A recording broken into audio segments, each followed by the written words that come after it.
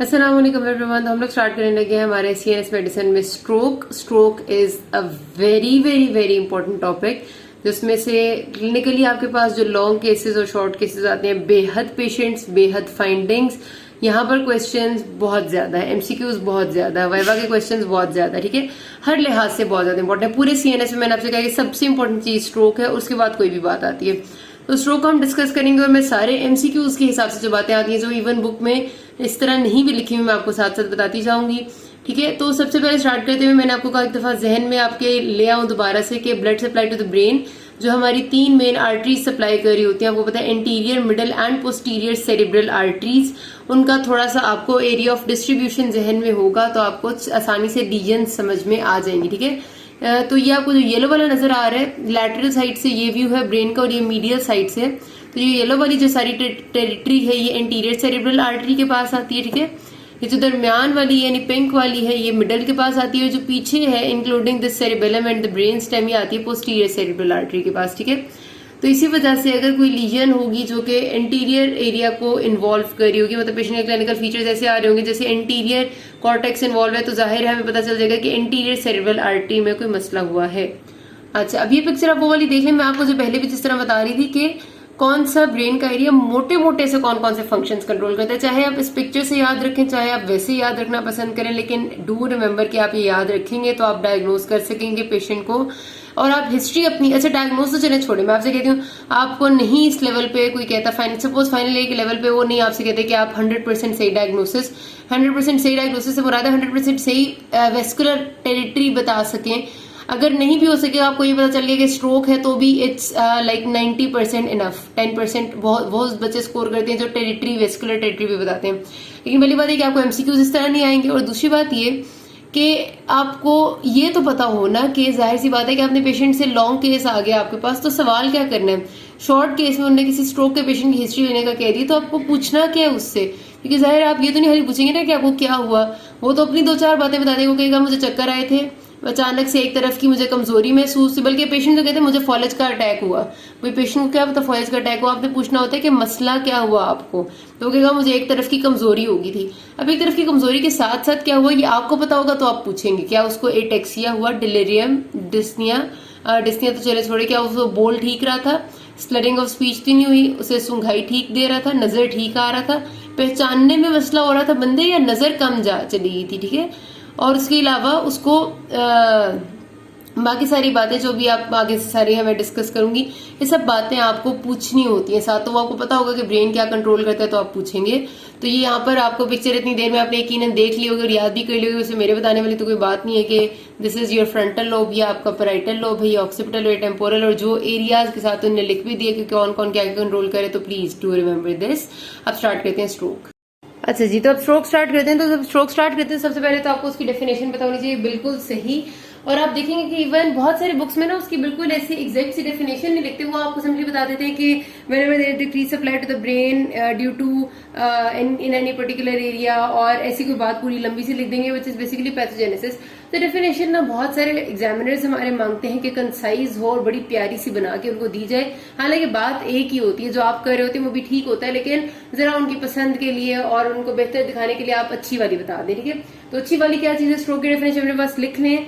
Acute focal neurological deficit secondary to any vascular abnormality in brain. ठीक है, ये बहुत ही अच्छी, बहुत कंसाइज डेफिनेशन है जो कि हर चीज को कवर कर रही है। ठीक है, एक्यूट ऑनसेट है सबसे पहली बात, स्ट्रोक कभी भी लंबा ऑनसेट नहीं होता, वीक्स वाला बात स्ट्रोक में नहीं आती। ठीक है, फोकल न्यूरोलॉजिकल डेफिसिट आ रहा है। फोकल न्यूरोलॉजिकल डेफिसिट्स का मतलब होता है कि सिवियर साइंस एंड सिम्टम्स जो कि किसी ब्रेन या स्पाइनल कॉर्ड की एबनॉर्मेलिटी की वजह से आते हैं, उसको हम फोकल न्यूरोलॉजिकल डेफिसिट कहते हैं, जिसमें wide range of symptoms and signs आ सकती है डिपेंडिंग अपॉन कौन सा ब्रेन का या स्पाइनल कॉर्ड का एरिया इन्वॉल्व हो रहा है। ठीक है, तो ये आपकी उसको इन्वॉल्व करने के लिए एक खूबसूरत टर्म दे दी गई है, फोकल न्यूरोलॉजिकल डेफिसिट। क्यों हुआ ये, secondary to any vascular abnormality. अब यहाँ पर आपके पास सारी चीजें आ गई। वेस्कुलर एबनॉर्मेलिटी में देयर कैन बी इस्कीमिया, हो सकता है कि कोई क्लॉट आके फंस गया था वेसल में, आगे ब्लड नहीं गया, ब्रेन का इस्कीमिया हुआ जिसको हम इस्कीमिक स्ट्रोक कहते हैं। It can be due to haemorrhage, हो सकता है कोई वेसल फट गई, वहां हेमरेज हो गया उस जगह पे, उसकी वजह से ब्लड जो है वो जाहिर ब्लड सप्लाई ब्रेन की तो खत्म होगी ना, वेसल ही फट गई। तो it can be due to any thromboembolism, मतलब वही बात है इस्कीमिया वाली। तो सारी बातें इस डेफिनेशन के अंदर आ जाए, तो ये आप अपने पास लिख लेंगे। अच्छा, उसके बाद जब आप स्ट्रोक की बात करते हैं तो उसकी डेफिनेट सी बात है, सबसे पहले होता है हमारे पास कि दो मेजर टाइप्स ऑफ स्ट्रोक क्या है, they can be ischaemic stroke और it can be haemorrhagic stroke. काफी हद तक नाम से ही एविडेंट है, इस्कीमिक का मतलब होता है जिसमें blood supply to the brain reduce हो जाए। अगर फिर से हम यहीं पर पैथोजेनेसिस की बात करें कि जाहिर है इसमें स्ट्रोक हो तभी रहा है ना कि blood supply to the brain जब रिड्यूस होगी तो उसके रिजल्ट में आहिस्ता आहिस्ता सेल्स एट्रोफी होते जाएंगे, सेल्स नेक्रोसिस होगा उनका, और फिर लॉस ऑफ फंक्शन हो जाएगा उस पर्टिकुलर एरिया का। इसका मतलब है कि ब्रेन का मेरे पास अगर ये एरिया था और ये वाला एरिया पर्टिकुलर था जिसकी ब्लड सप्लाई खत्म होगी, तो ये वाला एरिया का क्या होगा, इन्फार्क्शन हो जाएगा in the long term. Infarction हो जाएगा तो जो यहाँ का फंक्शन था वो परमानेंटली खत्म हो जाएगा, उसको हम कहते हैं कि पेशेंट को सेरेब्रल इन्फार्क्शन हो गया। ठीक है, तो बहरहाल इस्कीमिक स्ट्रोक जो है it can lead to cerebral infarction. अब एक बात ध्यान में रखना कि इस्कीमिक स्ट्रोक होता है सबसे कॉमनली ना ये थ्रोम्बोएम्बोलिज्म की वजह से, जिसके भी हम रिस्क फैक्टर्स की बाद में बात करते हैं। तो कहानी कुछ इस तरह से कि ये वेसल थी मेरी, यहाँ पर आकर कोई क्लॉट आके फंस गया, आगे ब्लड सप्लाई नहीं गया। सबसे पहला काम ब्रेन उसको करने के लिए करता है, जो ब्लड सप्लाई आगे नहीं जा रहा उसको किसी तरह से ठीक करने के लिए कि जितने भी आपके बाकी छोटी मोटी आर्टरीज होती हैं जो खुल सकती हैं, जिनको हम कहते हैं एनास्टोमोसिस, जो इधर उधर बने होते हैं वो खुलते हैं रास्ते और वहां से ब्लड फ्लो करने लग जाता है उस एरिया में। अगर वो कोई ऐसे रास्ते हैं, कोई बन सकते हैं, कोई बने हुए हैं जिनसे ब्लड चला जाएगा तो काफी हद तक काम हो जाएगा। लेकिन अगर ऐसे भी रास्ते नहीं है तो फिर ब्रेन दूसरा काम क्या करता है कि जिस एरिया की ब्लड सप्लाई कम हुई है वो एरिया अपने अंदर चेंजेस करती है कि वो अपने अंदर हाइपोक्सिया को बर्दाश्त कर सके। वो हाइपोक्सिया को बर्दाश्त करने के लिए एनारोबिक रेस्पिरेशन पे शिफ्ट हो जाती है, लैक्टिक एसिड बनने लग जाता है, पीएच मजीद रिड्यूस हो जाता है। ठीक है, तो अब क्या हुआ कि उस एरिया ने कोशिश की कि मैं किसी तरह हाइपोक्सिया को बर्दाश्त कर सकूं, वो भी नहीं कर सका।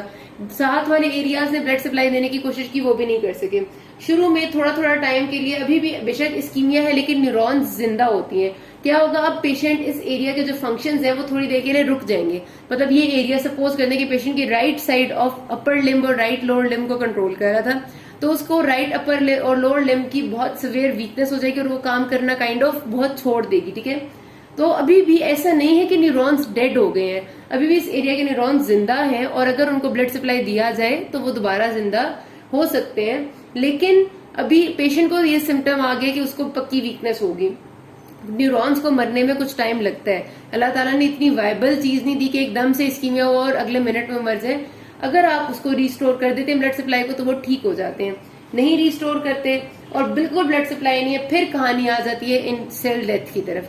जब सेल डेथ होती जाएगी तो आहिस्ता आहिस्ता पेशेंट को इन्फेक्शन उस एरिया का डेवलप होगा। जब पक्का पूरा इन्फेक्शन हो जाएगा, कोई ब्लड सप्लाई नहीं आएगी, तो फिर वो पेशेंट का इस्कीमिया जो है वो इन्फेक्शन बन के परमानेंट डैमेज कर देते हैं। ठीक है, तो इसके बीच में जो एपिसोड्स आती है ना, TIA ट्रांजिएंट इस्कीमिक अटैक किया, फिर रिवर्सिबल इस्कीमिक न्यूरोलॉजिकल डेफिसिट है। ठीक है, ये वही स्टेजेस होती हैं जिसमें थोड़ा बहुत ब्लड ब्रेन को जा रहा होता है और कुछ टाइम बाद जब ब्लड सप्लाई रिस्टोर हो जाती है तो सब कुछ ठीक हो जाता है। ठीक है, तो ये होती है इस्कीमिक स्ट्रोक की पैथोजेनेसिस।